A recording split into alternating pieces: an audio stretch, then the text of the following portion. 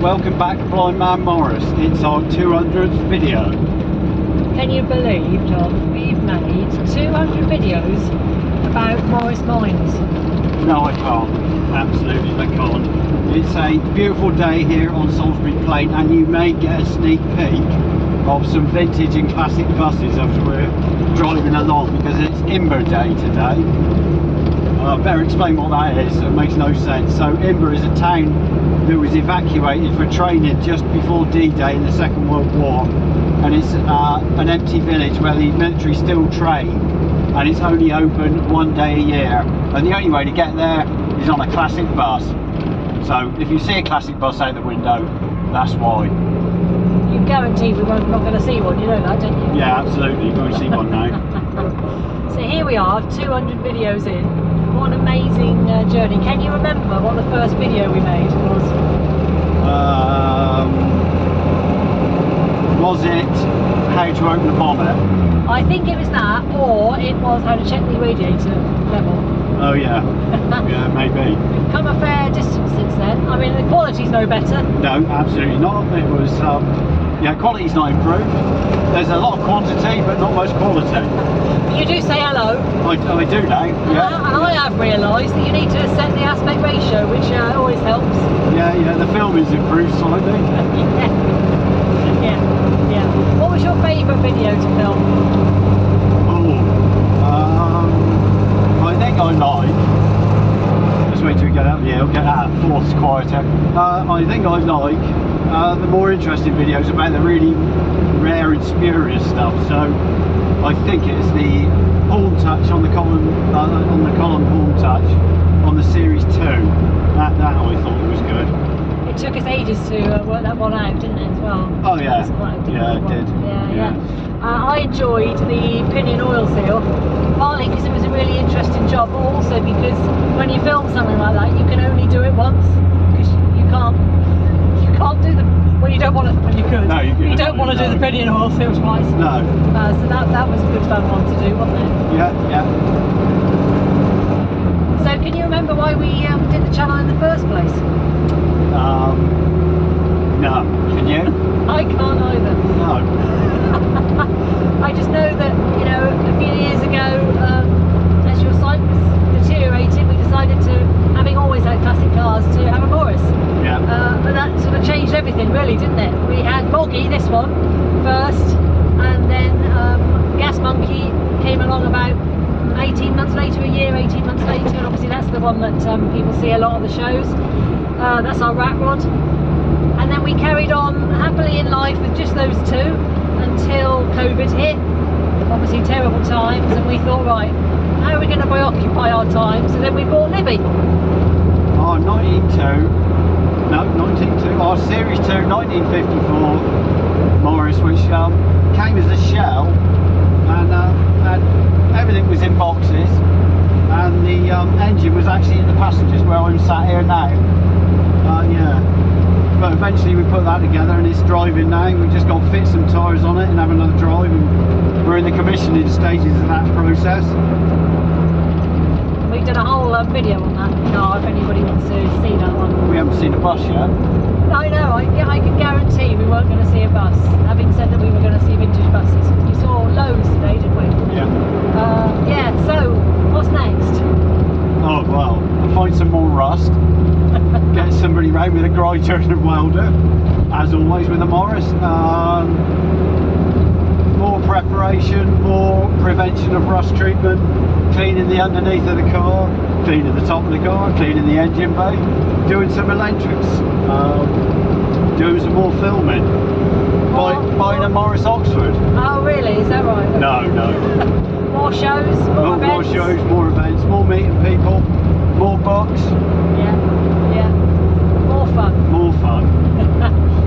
So, what we really wanted to do was to say thank you. If you've seen one video that we've done, or you've seen all 200, you poor soul, go and do something else with your life. Yeah. We just want to say thank you. Thank you for every watch, every comment, every like. It's been brilliant, hasn't it? Yeah, it's been great. It's been fabulous, and we've loved every minute of it.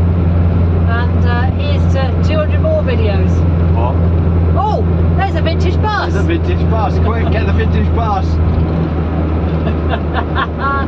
There we go, there's Hooray. the vintage bus. And as we turn onto the main road, we'll have a few more seconds of the beautiful Wiltshire countryside. Might see another bus. We might see another bus. We've seen one. Yeah. London Route Master, was it not? Was that? I think it might have been a Kentish bus. A Kentish bus, isn't it? There we go. Do you want to finish off, John? So, here's to the next 100 and 200 videos, and thanks for watching. Oh, and let's finish off. There we go. There's another bus. Yay! Thank you.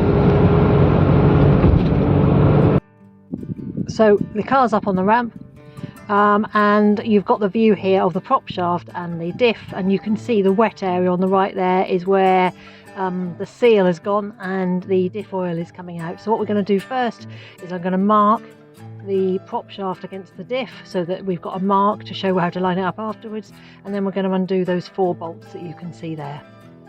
Rod end to hold it back against here so I won't damage the paintwork. Well, I'm not going to damage the paintwork because it's a wrap, but if you had a nice car, it'd stop damaging the paintwork. Setting the mixture on your SU carb on your Morris Minor. So this is an SU carb, and here's the engine, and we're going to use the lift pin method to set the mixture. So the speeder cable's been connected on top of the gearbox, and we're routing it as we've seen in several books, because I haven't seen it before, up through this clip here and behind the engine block,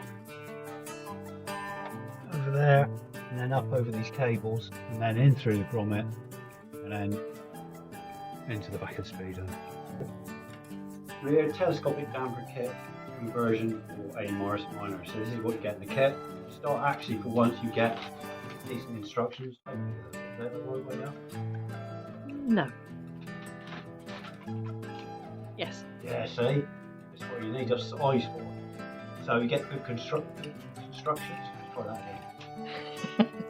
So here we are on our 1961 South Africa Morris, and on this one there is a single bulb type, which is the other variation that you find on your number plate lights. And the wiring goes. So you've got 2 wires, just like the other one, a red and a black.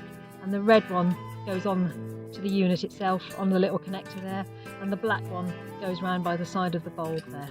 So red's for live, black's for earth. And then we're going to go over to our rat rod and show you what happens when people bodge the connections.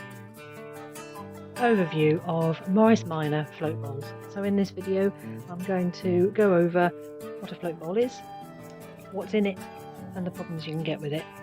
So here we are in our Series 2, and instead of having a heat shield, which wouldn't work on this float bowl system in the Series 2, instead I've routed a longer fuel pipe from the fuel pump to the float bowl, going behind this bracket here on the wing.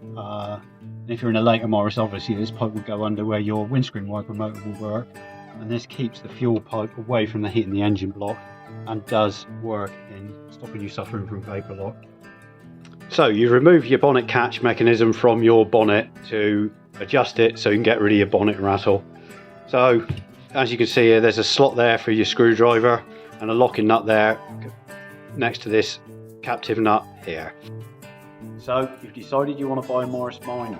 So I've set up a route. Hang on.